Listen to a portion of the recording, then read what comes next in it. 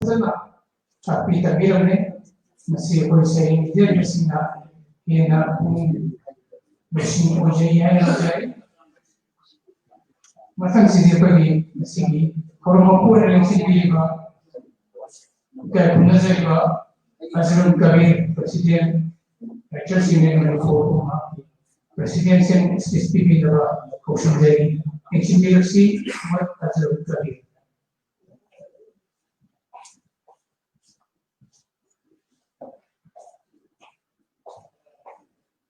Masih yang tinggi yang apa, yang maupun lain apa, angsa masih dah election di luar, kayak kunjung di luar hasil, amadi, mang election di luar, mati maupun lain apa, ayi bisu, pun nama pun kayak kunjung saja. Masih maru apa, tetap apa, tapi sebenarnya nama sudah jelas. Yang sana dia no hamdere ngasih numit nasi yang singkan ngai warba kalau meroi dapat ada kumpulan numit kan ni hamdere marani ai basing di Epakta online literature ki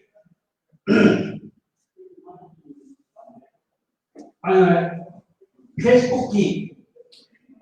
group amana makoi ni jadi saireng singto ko punchil laga yang phajagraba jel ama waina jen tharaga Lairik amun pungfam tiang kapal kamda masih aduki mati khari chani Lairik amun pungfam chang di pamatam amadi lebar pahet mamanati adugo masih ke online group asina saireng di Lairik amoy mukir kesehatan yang ada dari masih ada yang biriba mesin biriba pun waktu amkat bahan karakter matung dasu hana pemilih kami hari kami kita tu hena mati pun lagi lagi sing mukir koisnu hana hamdari Maruna, I call the same in the similar kind. Was asking the something I call the opening the power of akan be hilama. Madu yang Pajapasta, yang Pajawahibata, fongba, Migi, Atopa missing to Madu Babiraga, Ubiraga, the Koyo Wakaldo. Ekoi punging power ba itil khangbiba aduga loinana madugo ekoi pamjai bi tiladugo khangbi khiba ne ba ekoi pammis adugo saireng habisi wadani yang padan khangbi hai mati khamun lei khaba literature gi style ani gita quran wajah sadong ne khangbi khiba aku ni nawaya pulogi watching madu saireng na hai hasin si ekoi mioi bana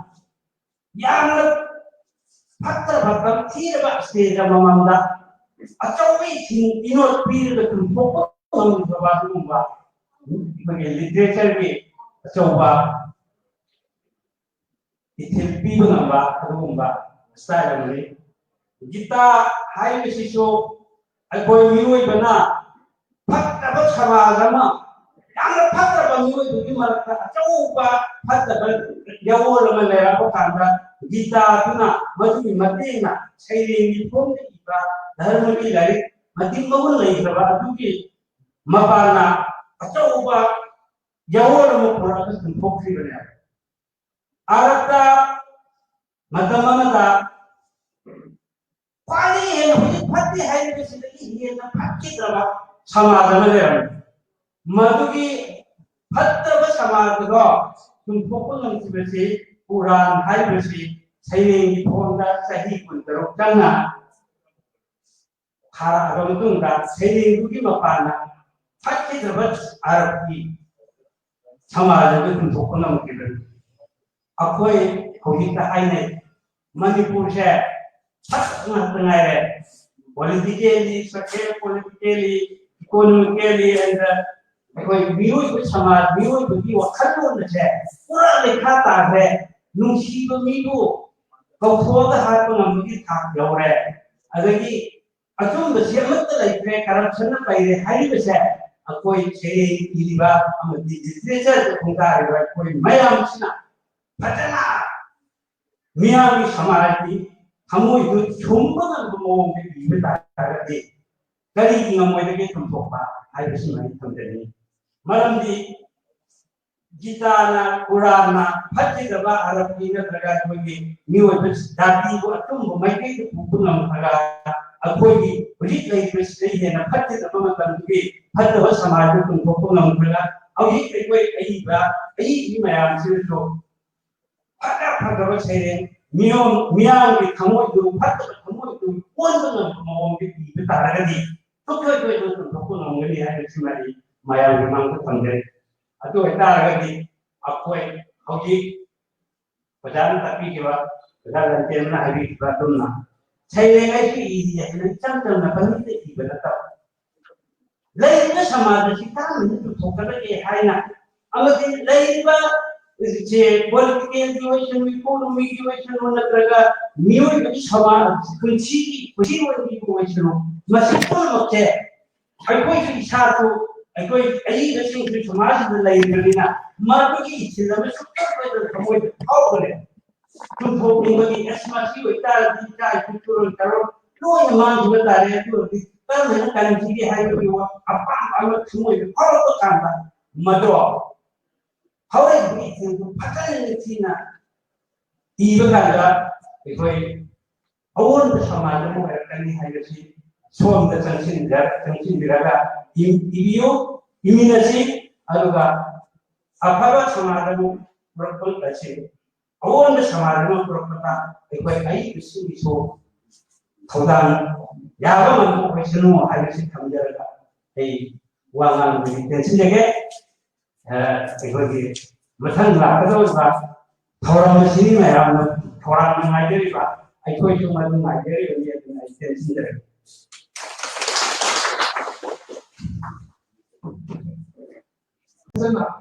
Tapi kabir ne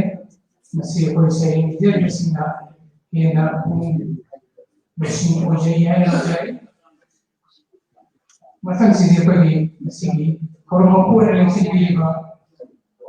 Nungairaba, Azrun kabir Presiden Echel sini fongba Presiden sen SPP dapat kaushal dari eleksi buat Azrun kabir.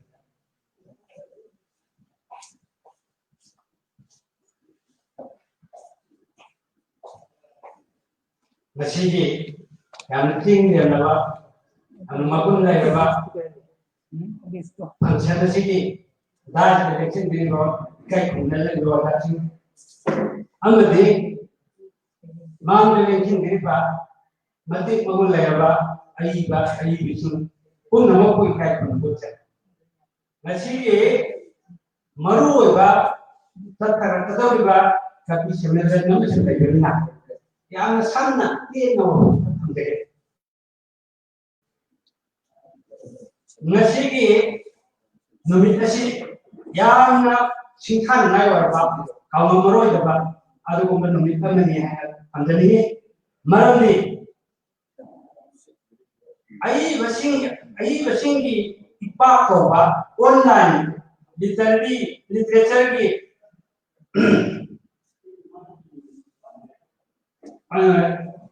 Facebook ki, group amana, mapu ni jadi basing singkapo punching laga. Yang Pajagraba Jelama Wena, Jendraga, Lairik Amun Pungfam, in Kabutamda, Masu, Adokimatic Karachani, Lairik Amun Tangi Bamatam, Anga the Lever, Pahat Mamanati, Adubo, Masike, online group Asina, saireng Lairik Amun, Popir Pasat, Yang Karachari. Masih ada yang ba, mesin ba, pun waktu amkat bahan karakter. matungdasu hanna pongbirakani haibagi hambikibadu hena matik maun laiba lairik thokpirako oisanu haina thamjari maroina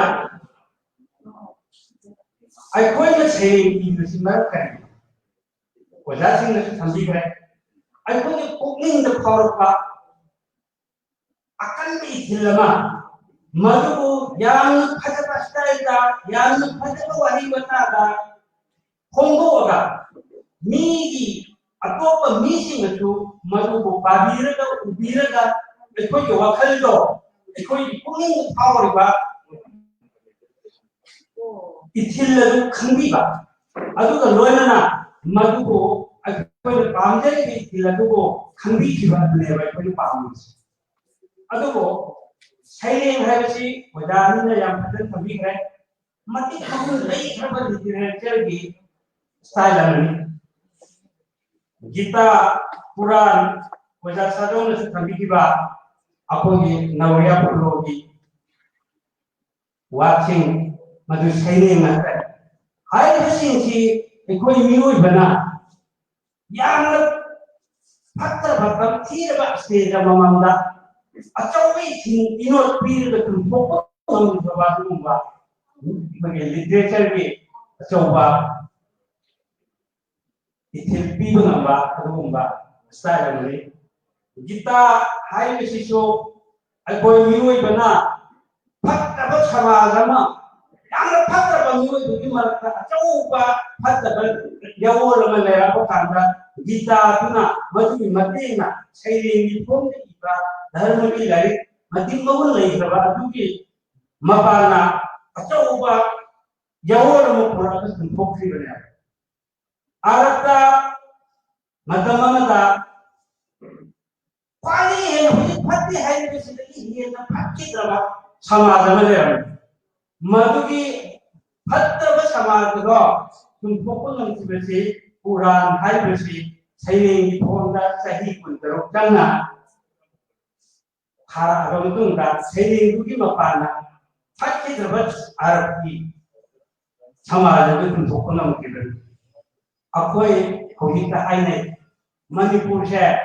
patna tengare politically economically and akoi bioi ko samaj bioi dugi wakhalu na se pura lekha ta hai nungsi ko mibu kauthoda hatko namgi thak yaure adagi Atum bersiamat lagi corruption paire hari besar. Akoi saireng iliba amati literature tungkar riba akoi mayam sina. Patana miyam samaraji kamu itu cuma ngomong di betara di. Kali ngomong itu kita tumpah. Hari besar ini tentang malam di kita na Quran na hati daba Arab ini terkait bagi miwajib dati bu atum memakai buku nama terkait akogi balik lagi presiden na hati daba macam tu hati daba samaj itu buku nama terkait awak ini ini macam itu pada daba saireng miang di kamu itu hati kamu itu pun dengan ngomong di betara lagi tu itu buku nama ini ada cuma di mayang memang terpandai atau kita lagi akoi hoki pajan tapi kewa pajan temna hari batunna saireng ai ki idi ya cang na panite ki benata lain na samaj kita ni tu thokala ke haina amati lain ba je political situation economic situation ona traga nioi ki samaj kunchi ki wani situation masipol mokke akoi ki satu akoi ai rasing ki samaj de lain na mapu ki ithilama sukta pada kamoi thau bole tu thokni bagi esmasi wita kita kultural karo loi man jibare tu tar me kan ji hai yo apa ama semua thau to kanda mado haure bi tu patan ni tina tiba kanda ekoi awon samaj mo kan ni hai si som da chanchin diraga ibiyo iminasi aluga apa samadamu berpul kasih, awal samadamu berkata, ekoi ai bisi so, thauram, ya apa mampu kesenu hari si kami jaga, wangan tensi jaga, ꯑꯩꯈꯣꯏꯒꯤ ꯃꯊꯪ ꯂꯥꯛꯀꯗꯧꯔꯤꯕ ꯊꯧꯔꯝ ꯑꯁꯤꯒꯤ ꯃꯌꯥꯝꯅ ꯊꯧꯔꯥꯡꯅ ꯉꯥꯏꯖꯔꯤꯕ ꯑꯩꯈꯣꯏꯁꯨ ꯃꯗꯨ ꯉꯥꯏꯖꯔꯤꯕꯅꯤ ꯑꯗꯨꯅ ꯑꯩ ꯇꯦꯟꯁꯤꯟꯖꯔꯦ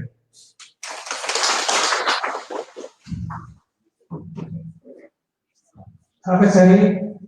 ꯃꯁꯤꯒꯤ ꯊꯧꯔꯝ ꯃꯄꯨꯅ ꯌꯥꯝꯅ ꯃꯔꯨꯑꯣꯏꯕ ꯋꯥꯐꯝ ꯈꯔ ꯊꯝꯕꯤꯔꯝꯕꯒꯤꯗꯃꯛ ꯃꯌꯥꯝ ꯃꯁꯤꯒꯤ ꯌꯥꯝꯅ ꯀꯨꯏꯅꯁꯨ ꯈꯪꯕꯤꯔꯦ ꯏꯄꯥꯕꯨ ꯅꯨꯡꯁꯤꯕꯤꯕ ꯉꯥꯛꯇꯅꯤꯅ ꯑꯋꯥꯕ ꯈꯪꯃꯤꯟꯅꯕꯒꯤ ꯊꯣꯏꯗꯣꯛꯄ ꯑꯋꯥꯕ ꯂꯩꯔꯝꯃꯔꯣꯏ ꯍꯥꯏꯅ ꯈꯟꯖꯔꯦ ꯃꯊꯪꯁꯤꯗꯤ ꯑꯩꯈꯣꯏ ꯁꯩꯔꯦꯡ ꯁꯩꯖꯤꯟꯅꯕ ꯑꯣꯏꯅ ꯂꯧꯈꯠꯆꯔꯤ ꯃꯁꯤꯒꯤ ꯁꯩꯔꯦꯡ ꯁꯩꯖꯤꯟꯅꯕꯗ ꯁꯔꯨꯛ ꯌꯥꯕꯤꯒꯗꯕꯤ ꯑꯏꯕ ꯑꯏꯕꯤꯁꯤꯡ ꯍꯥꯟꯅ ꯃꯤꯡ ꯑꯃꯨꯛꯇꯪ ꯄꯥꯊꯣꯛꯆꯔꯤ ꯑꯍꯥꯟꯕꯗ ꯃꯣꯇꯣꯋꯥ ꯇꯣꯝꯕ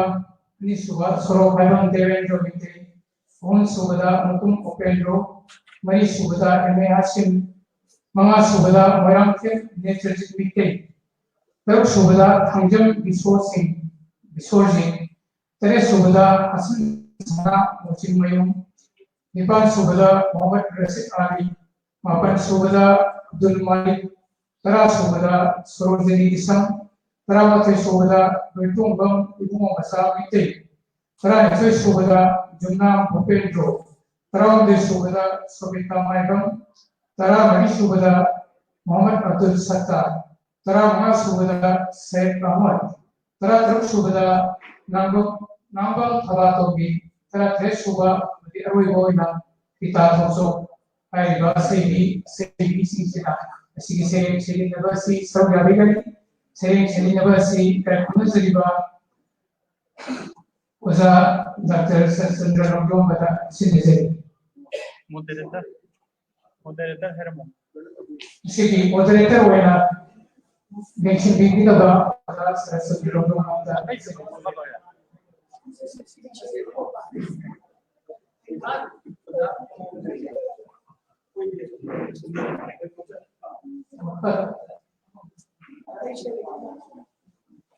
kasari koi kasi moderator da aba manjam ba seri ba party da sigi sigi na ba si auto kilo gi da koi sigi sigi na kai da no ba sigi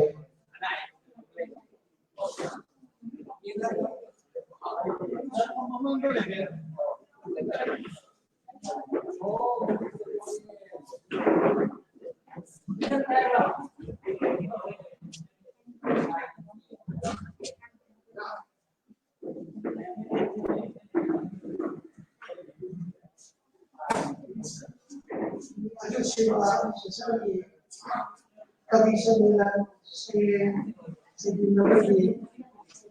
kalau masih model umumnya आई से नमक आंध्र में जो करते चले के mummy कुछ ये होगा नाले की खबर कुछ ये जैसे ताऊं मकान भी शेर साजू बता रही मधुरा जैसी की मिसालना वो मकान ना माने ना no Tapiro iken right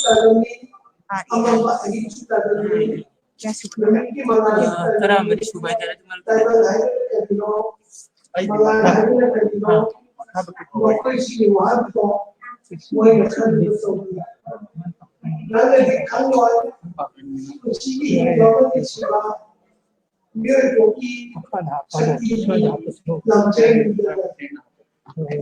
Lamchen Nairobi Shiva Shiva had the city for Panchi Nairobi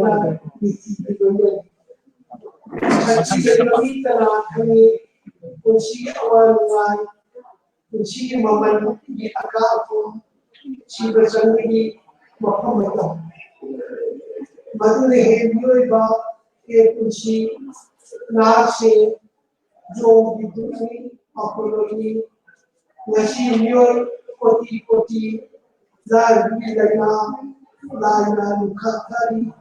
सिबगी तबीकी उसी के आगे सु सार होता दिखम नहीं वैद्यकल कोलोनी मधुरा उसी का हिंदुता के आगे के बाद ये लोग चाहे फ्यूचर के प्यार काम करेगा लाइफ स्टाइल को खाएगा व्यक्ति नशीशु औजिशु अनेक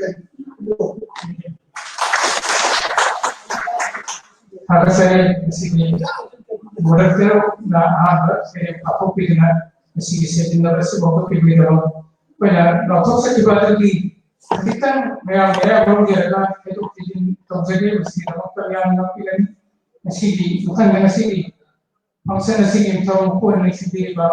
Muhammad Azrun kabir jadi saya kamadan nanti pilihan sini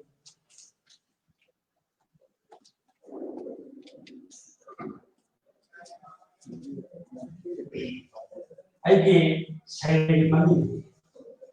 Mizoram jahi yang kai di mamang dari dusai nasa sarkar leramde ni kita tanggeram nanti college leramde ni kita tamam nanti shorok leramde nanti airport leramde tuan badali tuan lebih tuan pi